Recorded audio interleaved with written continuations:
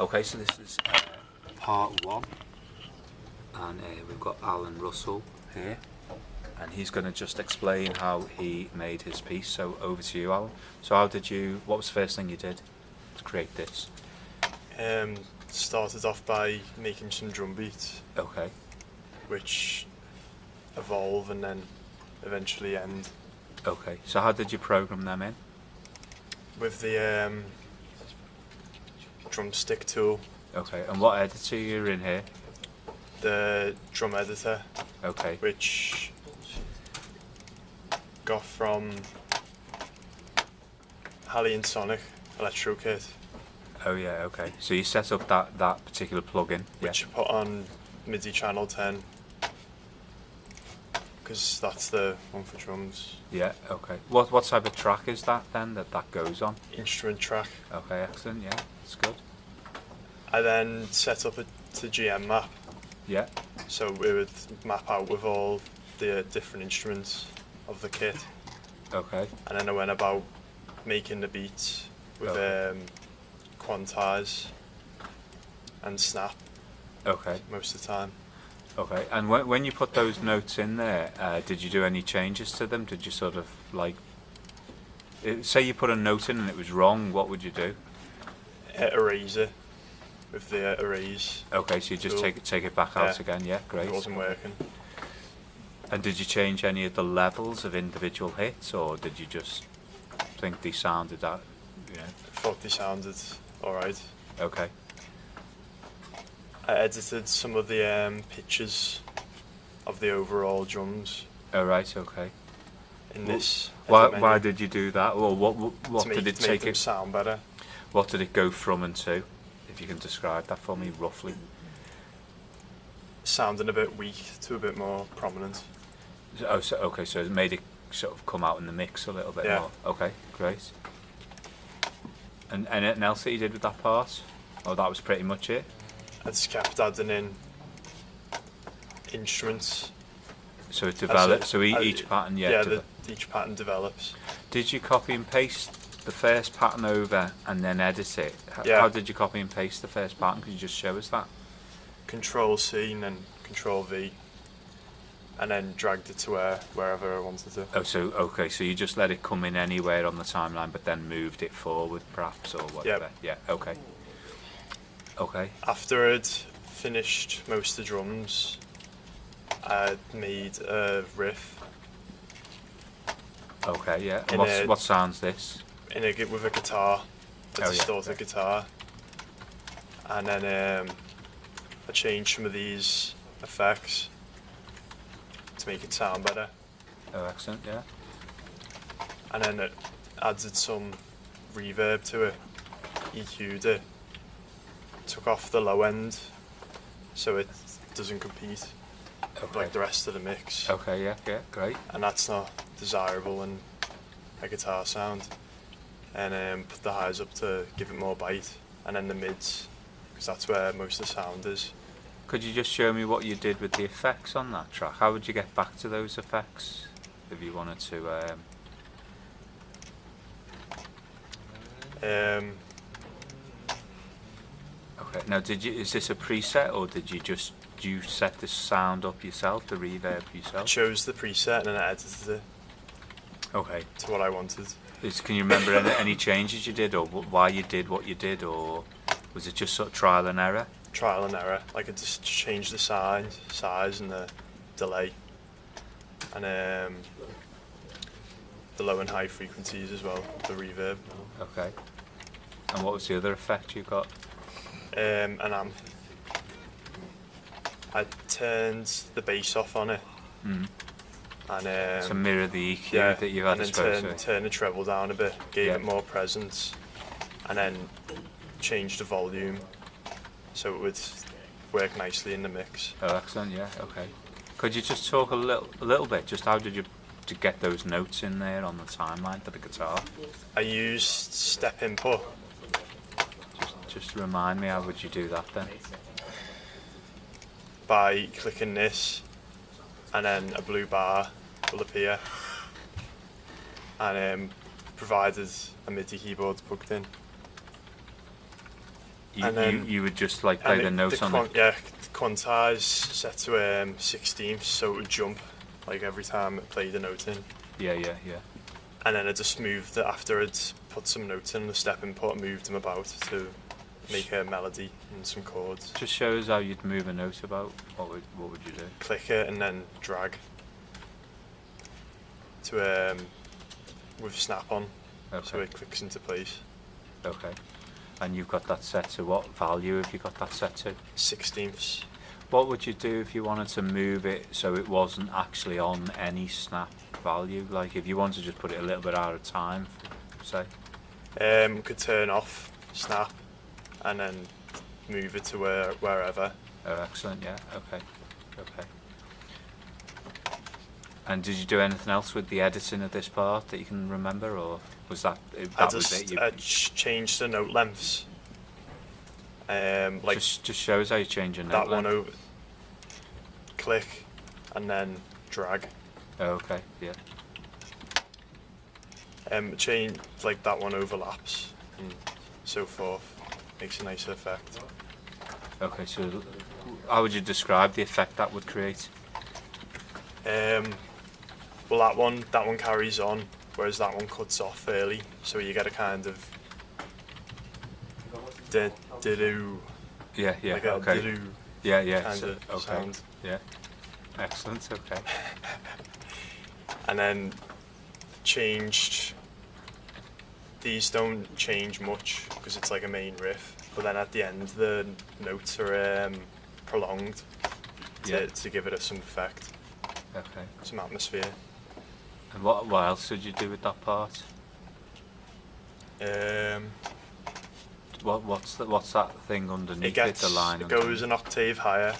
Oh, good. Okay. Towards the end. To give it like a build. Yeah. A build up to sort of the end. Build point. up to the end. What's that line underneath it? It's what automation. Okay, what are you doing there?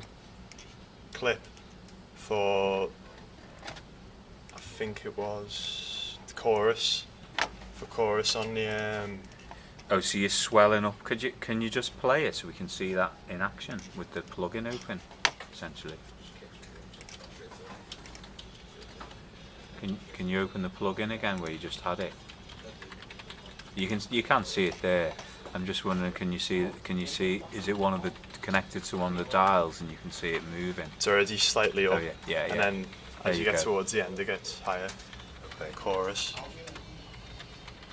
Yeah, excellent. So there we can see that clearly in action, can't we? There's that dial setting up, brilliant. So you put some automation into. Give it a build effect. Okay. Make it sound. What does it do to the sound? Makes it like mirror off itself. Okay. Anything else that you did obviously you've got a load of other parts. Was everything else sort of input in a similar way, or was there anything else you'd say that you did that was a bit different with another part? For the harpsichord is like similar to the guitar's riff, but there's notes that aren't in the guitar riff, so it gives it like just sort of fills in the gaps. Fills in the gaps and makes them like talk to each other, the instruments. Oh, like a sort of answer and call kind of thing. Yeah. Okay. Like they harmonise together as well. Okay. Brilliant. And so they stick to the same key as the guitar. Okay. And then that changes to just a simple, same as the guitar riff. Okay. For a while, and at the end it's the octave higher as well. Yeah. And then a little ending. What about then? Okay, that's brilliant. Unless there's anything else you want to tell me about the sort of construction of the track.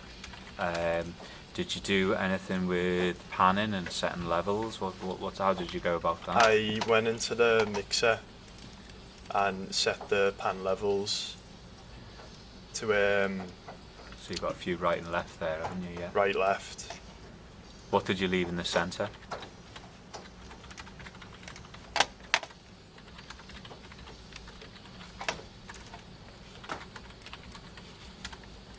They were actually pan before, which is weird. Well, you've got quite a few pan there, though, haven't you? Yeah, that's alright though. the centre are left the drums and like a distorted kind of bass talker. That's quite low, that level, isn't it, on that as well? Yeah, it's because it's got Is it quite a prominent sound? yeah, it's got distortion. Oh, and that took the volume up quite And that a bit. took the volume up a lot, yeah. So I had to basically pad it down. Okay. What did you do with the compressor on that? Just That's quite severe, that, isn't it? Yeah. Severe compression, like. because it was like definitely loud Yeah, yeah. because of the distortion. Okay. And you've got I used a stereo enhancer to give it more of a range Yeah, yeah. in the field, like make it more prominent. Did you, going back to your mixer, did you do any automation of levels? You don't have to have done, but I'm just curious. Nope. Doesn't look like, okay. But you set all the levels there and you got a nice blend, a nice Yeah. mix of sounds, yeah? And you're happy with that? Okay. Anything else you want to say?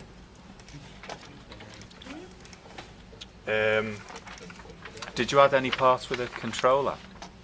Yeah, But was that the part in step edit mode? yeah, the part Yeah, of step edit. okay. And you've demonstrated, so if I just run through this, you've demonstrated adding notes with a mouse, you've played in notes with a MIDI controller, you've done some step input. How would you import a MIDI file if I said to you, I've got a MIDI file? File, import, and a MIDI file. Okay, excellent. You showed in duration, note position, and pitch. What would you do if you want to alter the velocity of, say, a part in the drum track or the guitar part? Enter the piano roll or drum editor and just drag up the individual velocities of the notes. Okay. Okay, so that would be how you could If there's turn up. multiple notes on the one space, you just select which note you want and then drag that up. Oh yeah. And then for the others, do the same for the others. Oh, excellent. Okay. Okay. While you just go back into an editor, key editor or drum editor, if you can just, you can always undo this. But could you just show me how would you copy a note with just the mouse only? And don't worry if you don't know. But Just the mouse. yeah. Usually you just click it, and then that will have the same values as the previous one. Okay, but that's like creating a sort of new note. So if it was like a whole part to save time, you want to copy it. Don't worry if you're not sure, but do you think you know how to do it with the mouse? To copy a whole part. Or just I mean the same. It's theoretically the same for one note, so you can just demonstrate with one note, but without you actually programming it in, which is really what you just did. How would you copy that, say, that end note there, that crash symbol? You could select it. Yeah, you would have to do that. Yeah. Do you know what you'd do But next? you couldn't use the keyboard. Okay. Okay.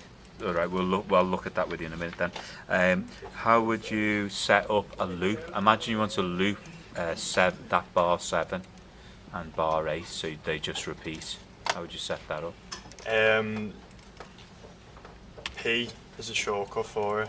Okay. Or you could. Okay. Brilliant. So you just click the pattern you want, and then P will drag, or you could drag. Excellent. That's brilliant. That's great. That's two methods Cycle there. across. Yeah. Okay. And if I said to you, there's a great audio sample that Cubase provides that you could put into this project that would work really well. Could you just, by choosing any loop you can find in Cubase, would you know how to do that? We did do it a while ago.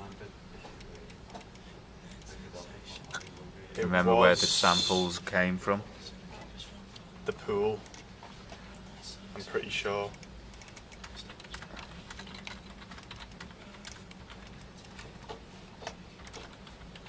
That's one way. The actual samples that Cubase provides, it's not via the pool. There's another way of doing it.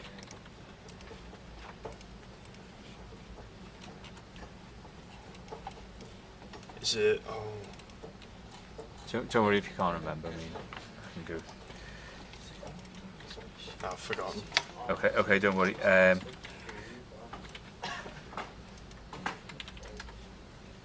That's brilliant. Excellent. I've got everything. You've nailed everything down there.